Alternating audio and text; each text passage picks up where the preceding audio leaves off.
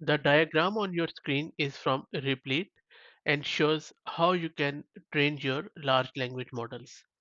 This is how replit trains their large language model, and after going through a lot of techniques, I think this one is by far the most easy and valid plus pragmatic approach of training the large language model. Let me give you a quick overview of how they are doing it, and I will also post the link to their blog where you can read more detail about it. Well, we all know what large language model is and how they have really changed the game lately. Now, in this particular diagram, you can see that they are using the stack from Hugging Face as their data source or the primary data source, because every large language model needs a large data set. And Hugging Face is a great resource for data sets in pre-trained models, by the way. They also provide a variety of useful tooling as part of the Transformers library, including tools for tokenization, model inference, and code evaluation. Then, as I mentioned, the transformer library, which is a great resource for abstracting away many of the challenges associated with model training, including working with data sets at scale. Okay, once you have your data source ready, then comes the part for data processing. Replit is using Databricks for advanced data processing, and they build their data pipelines through it. So this approach also makes it easy for them to introduce additional data sources such as Stack Overflow or their own internal data source from Replit, and you can follow the same for your own organization. So the first step, as you can see on the left here, is to download the raw data from Hugging Face, and they use Apache Spark to parallelize the dataset builder process across each programming language.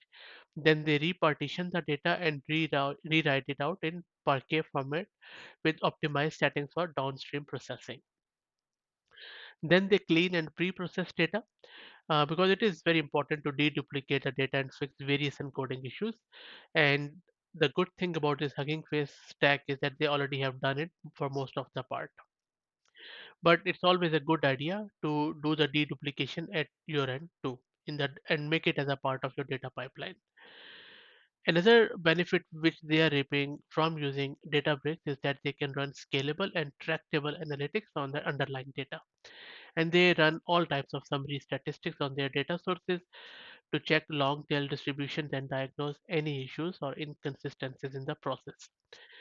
And they do it with in the Databricks notebooks, which can be integrated with the ML flow or the machine learning flow to track and reproduce all of their analysis along the way. For pre-processing, they anonymize the data by removing any personal identifiable information, and then they use number of heuristics to detect and remove auto-generated code, and they also filter out files on the basis of average length lines. Once pre-processing is done, they tokenize and do the vocabulary training. um, and vocabulary training comes before the tokenization, and then the tokenization is quite important in this case, because what is happen is that it is used in all three stages of their process: data pipeline, model training, and inference. It also underscores the importance of having a robust and fully integrated infrastructure for your model training process.